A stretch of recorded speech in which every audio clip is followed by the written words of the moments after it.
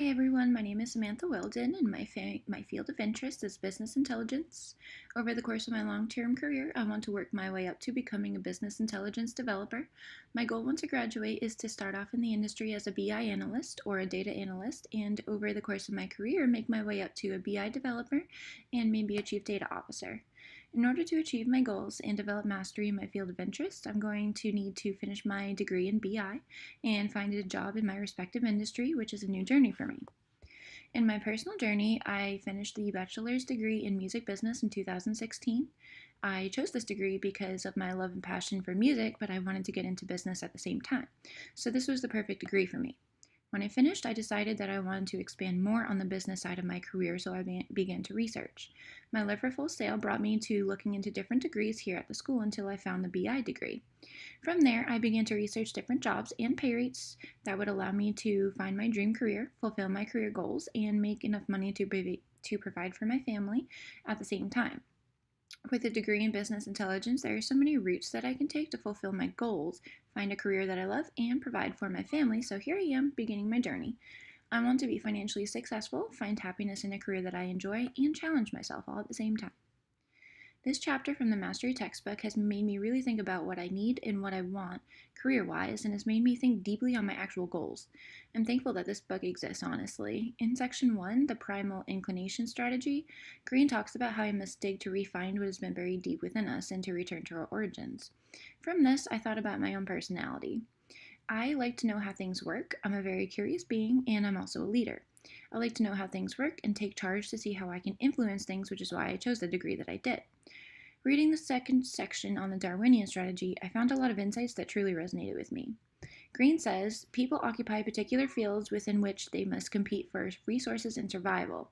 The more people there are that are crowded into a space, the harder it becomes to thrive there. Working there will tend to wear you out as you struggle to get attention, to play the political games, and to win scarce resources for yourself. You're seduced to such fields, you see, because you see others there making a living treading the familiar path.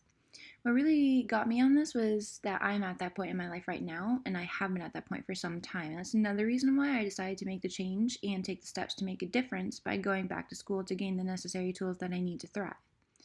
At this time, I've just gone back to school, but I'm also returning to work after having a baby and going to all these interviews and looking for jobs, and that's relatively challenging to even get the jobs that I want, but I feel like I'm getting nowhere. The problem is, I'm having a hard time finding something that I'll enjoy. It satisfies my goals, and if I do get a job offer, there's always something that I don't like about it, something that doesn't satisfy my life's task, and it makes me want to push myself so much harder to complete my degree so that I can get into my prospective career field and move on with my life's task. These insights also connected me to section 4, the adaptation strategy. Green says you are not tied to a particular position. Your loyalty is not to a career or a company. When I read this, I was thinking that I've never really thought about it that way. For a lot of people, including myself, it seems like people just do what they need to do in order to survive, whether they like it or not. Personally, I want more than that, which is why I'm here. In section 3, the adaptation strategy, Green talks about the false path in life and how sometimes we're attracted to some things for the wrong reasons. Personally, I don't believe that my work suffers due to my crave for money, fame, or attention, nothing like that. While money in part does play a role in my life's tasks, I like to think that it's for the right reasons. I want to be able to provide for my children everything that they could ever need without struggle. I've lived so long paycheck to paycheck that I crave financial stability in a career that can satisfy that, but can also provide me a challenge and enjoyment. In section 5, Green talks about how the road to mastery requires patience. And what really got to me on this topic was when he says, in the end, the money and success that truly last come not to those who focus on such things as goals, but rather to those who focus on mastery and fulfilling their life's task. What really resonated with me was that all my life it seems like I was pushed to have goals and make money, but not necessarily to do what makes me happy while fulfilling my goals and making money. It gave me a new perspective on life altogether. In reality, finding my life's task isn't an easy one. In particular, I am actually really fickle. I change my mind a lot when it comes to my career, and what I think I want, and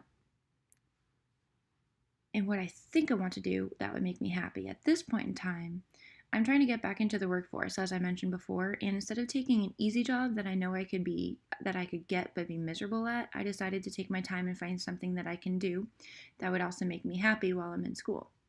I don't want to wake up every day and be miserable at the thought of going to work and hating it. It's really depressing and unfulfilling.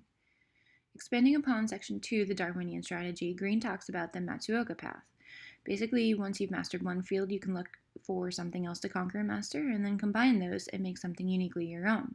That is actually exactly what I'm doing. When I finished high school, I knew I wanted to go into both business and music, so when I came to Full Sail and got my bachelor's in music business, that's what I did. That's my life's passion. But then I realized how much I like the business field and want to take my skills from that degree and go into BI, working with numbers, mathematical skills, and business strategies I already have, and expand on those to combine both my love for music business industry and my newfound interest in business intelligence. So I graduated, I took a year off, and I tried to figure out my life's task, and now I'm working towards my master in business intelligence. And with that, I'd eventually like to bring both these passions together in my life's task, which is my turning point. At this point, it'll take some time to figure out what I want to do, but ultimately, I want to combine my music business degree and my business intelligence degree. And my dream career would basically be to become a BI analyst with a big record company. One of my personal goals that I can achieve in the next few weeks is to do more research on what kinds of jobs and careers that I can get into.